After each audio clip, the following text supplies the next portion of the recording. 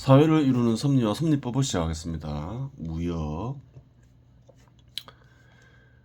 지역과 지역 간 상거래를 무역이라고 말하기도 하고 국가와 국가 간 상거래를 무역이라고 말하기도 한다.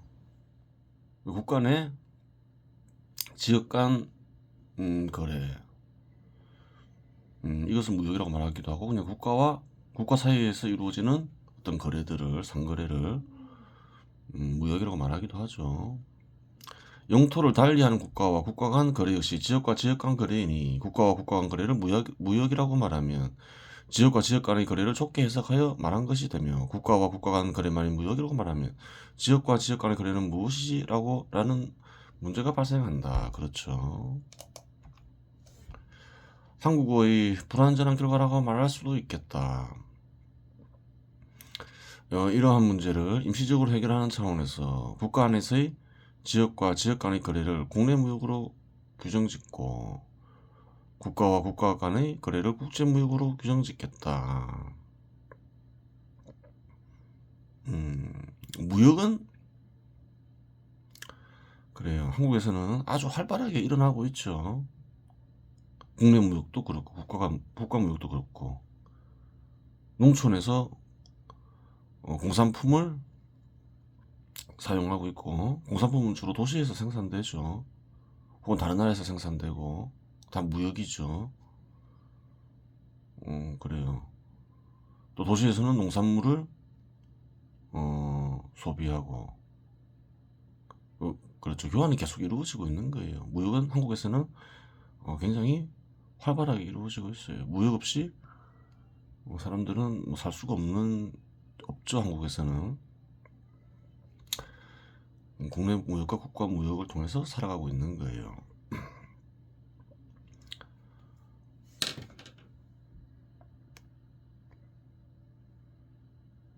지역과 지역 간 거래의 발생 원리가 사람과 사람 간 거래의 발생 원리가 다른 것은 아니다. 왜 그런가요? 뭐 사람이 거래를 하지 뭐 지역이 거래를 하는 건 아니죠. 그러니까 뭐 똑같겠죠. 발생 원리는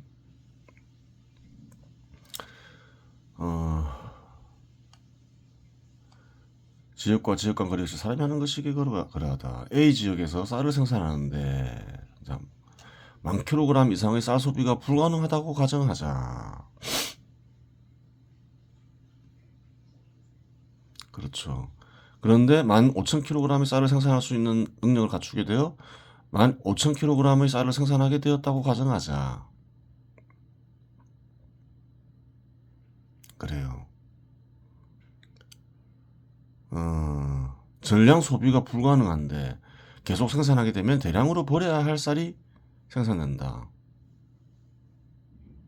그렇죠. 버려야 할 쌀을 생산하게 된다는 거예요. 소비할 수가 없으니까. 이런 자급자족을 생산하건 팔기 위해 생산하건 마찬가지이다. 그렇죠. 또 쌀은 식량이랑 곡물은 시간이 지나면 먹을 수 없죠. 상해서. 여기에서 버려야 할 쌀이 처리 방법이 필요하게 된다.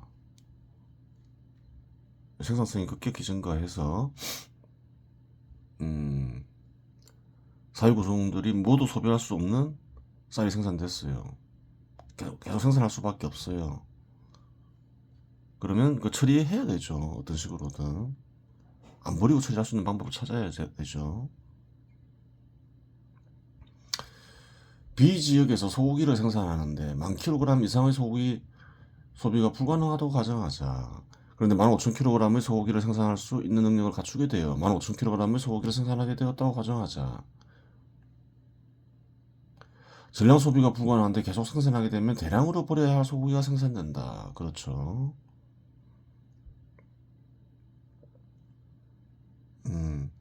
이는 자급자족을 위해 생산하건 팔기 위해 생산하건 마찬가지이다. 그래요. 따라서 버려야 할 소고기 처리 방법이 필요하게 된다. A 지역은 쌀을 생산하지만 소고기를 생산하지 않고 B 지역은 소고기를 생산하지만 쌀을 생산하지 않는다고 가정하자. 이 경우 A 지역의 5,000kg의 쌀과 B 지역의 5,000kg의 소고기를 교환하면 A 지역에서는 버려야 할 쌀이 사라지게 되고 둘이 남는 걸 5,000kg씩 교환해 버리는 거죠. 그럼 버려야 할 소고기와 쌀이 사라지게 되죠. 동시에 A 지역 주민은 쌀과 더불어 소고기를 소비할 수 있게 되고 B 지역 주민은 소고기와 더불어 쌀을 소비할 수 있게 된다. 그렇죠. 어떻게 되나요 그러면?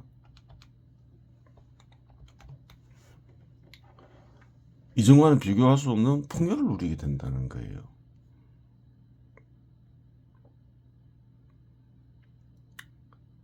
시장이 생긴 것이죠. 지역 간 교환하는 장소가 생긴 거죠.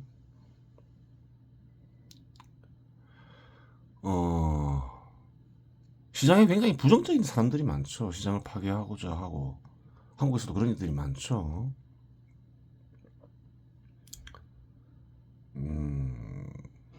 근데 그렇냐는 거예요. 시장은 기본적으로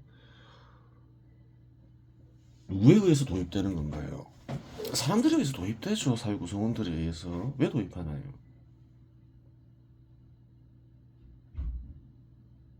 풍요를 누리기 위해서 도입되는 거죠. 그러니까 시장을 부정적으로 보고 시장을 파괴하려는 행위는 좋은 게 아니에요. 시장은 그래요. 풍요를 제공하는 이상 어떤가요? 사라지지 않는다는 거예요. 기본적으로 이런 원리에 의해서 이제 지역과 지역 간의 거래가 이루어진다. 뭐 또 그래요.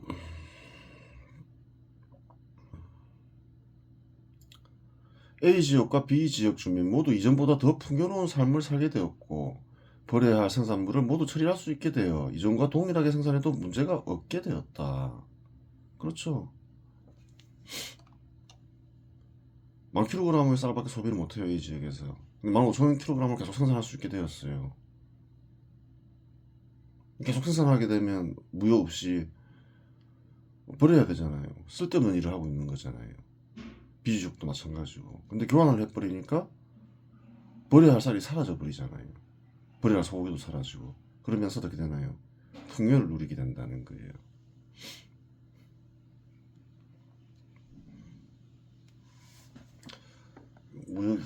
기본 발생 원리가 이렇다는 거죠.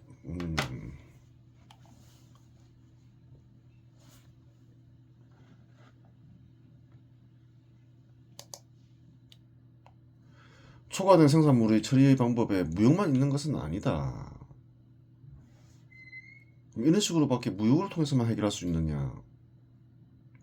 꼭 그렇지는 않다. 이렇게 이해하고 있는 거죠. A 지역과 B 지역 간의 거래가 없이도 초과 생산된 쌀과 소고기를 처리하는 방법이 없는 것은 아니다. 쌀과 소고기를 필요로 하는 이주민들을 받아들이고 쌀과 소고기를 이용하여 이주민의 활동을 이용할 수 있다. 이주민을 받아들여서 이주민도 식량을 소비해야 되잖아요. 근데 공짜로 줄 수는 없겠죠. 즉 초과된 생산물이 투자에 이용될 수 있다면 버릴 필요가 사라지게 되고 사회 발전에 기여하게 된다. 경제 발전이라고 하는 게 더 낫겠죠. 그런 거예요.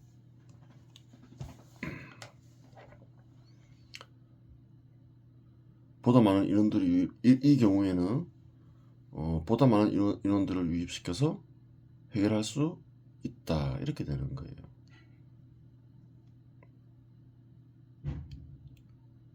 초과 생산된 생산물이 처리될 수 있는 방법은 다양해요.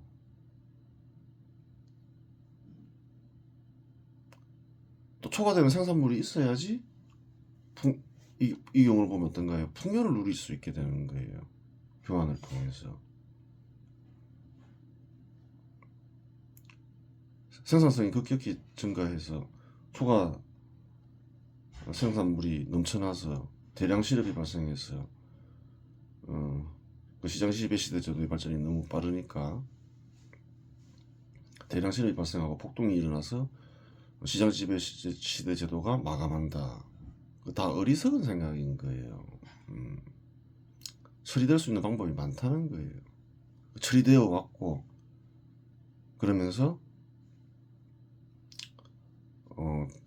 과거에 비해서 사람들은 많이 풍요로워졌고 한국인도 마찬가지죠. 그래요. 이런 메커니즘들이 있다는 거예요. 그러다 보니까 한국인들 역시 시장 지배 시대 제도를 도입하면서 어떻게 되나요? 이전과는 비교할 수 없는 풍요를 누리게 되었죠. 그래요. 그게 중요한 거예요. 시장 지배 시대 제도를 유지하고 발전시키는 일은. A 지역이나 B 지역이 초과된 생산물을 처리할 수 없을 경우 어떤 일이 벌어질까? A 지역은 쌀 생산량을 5,000kg 줄여야 하고 B 지역은 소고기 생산량을 5,000kg 줄여야 한다. 초과된 생산물을 처리할 수 있는 방법을 찾지 못했어요. 그러면 이제 문제가 생기겠죠. 문제가 생길 수도 있고 아닐 수도 있어요. 생산량을 줄인다는 말은 그것을 생산하는 데 필요한 자본 투입을 줄인다는 말이다. 생산하기 위해서는 자본을 투입해야 되죠. 그래서 생산 작업도구, 작업수단, 생산시설을 마련하고 사람을 고용해야 되는 거예요. 다 자본을 투입하는 거죠. 자본 투입을 줄인다는 말이 되는 거예요. 생산량을 줄인다는 말은. 많은 이들이 생산에 투입되고 있다면 33.3%의 생산자들이 필요 없게 된다. 사람도 줄여야 되는 거죠. 5,000kg 줄이려면 그래요. 이렇게 계산해보면 33.33%가 나오는 거예요.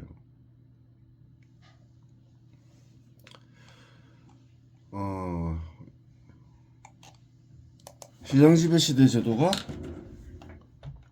충분히 발전한 곳에서는 이와 같은 경우 대량 실업이 야기될 수도 있는데 반드시 그러한 것은 아니다. 초과 생산이 그 생산성이 너무 빨리 발전하다 보니까 초과 생산이 발생해서 철수해야 되는 경우가 생겼어요. 어떤 산업 분야에서 대량 실업이 발생할 수 있는 거죠. 그런데 항상 그런 게 아니라는 거예요.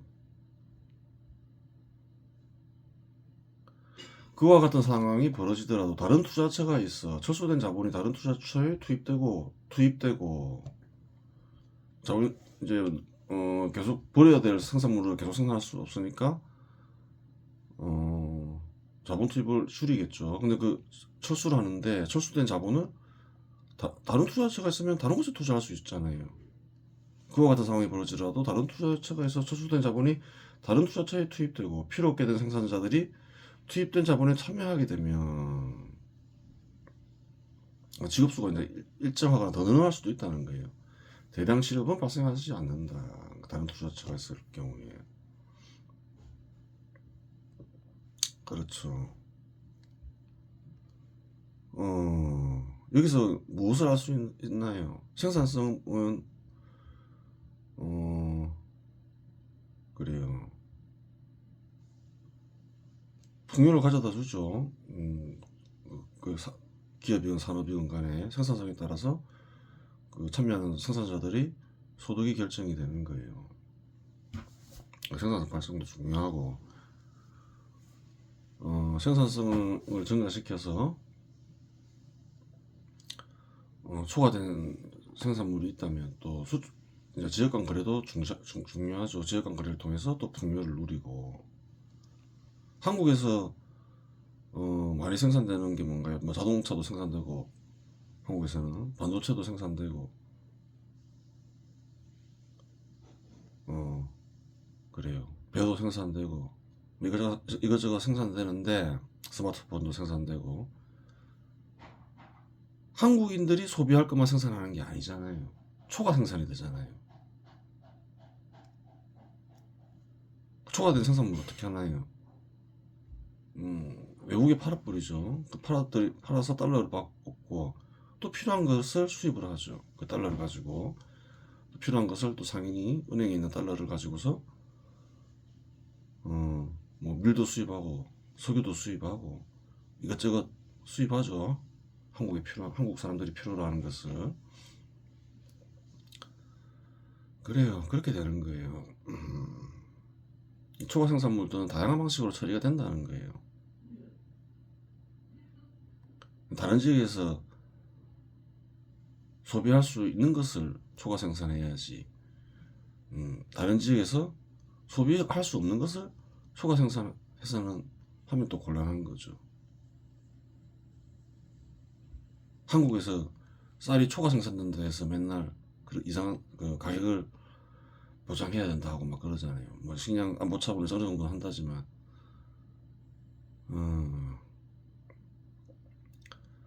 초과된 생산물을 다른 지역과 무엇과 교환할 수 있는 어떤 팔아먹을 수 있는 방법이 있으면 방법을 개발을 하는 게 중요한 거예요. 어떤 가공을 해서든 어떻든 쌀 그 자체만으로는 한국 쌀은 경쟁력이 없잖아요. 안 팔리잖아요. 다른 곳에서 생산하는 쌀이 더 싸니까.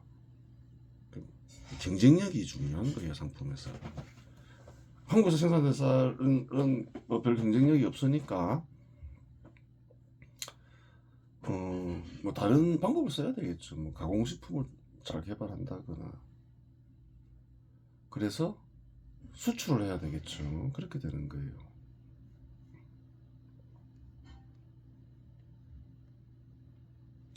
아니면 쌀의 질을 아주 높이거나 가격을 싸게 만들 수 없다면 시장 지배 시대 제도가 충분히 발전한 곳에서는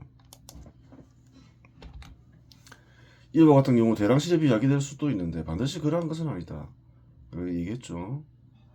대량 실업은 발생하지 않는다. 그렇게 되죠. 그래요. 무역이 발생하는 기본 원리에 대해서 다루었습니다. 이번 시간에 여기서 마치겠습니다.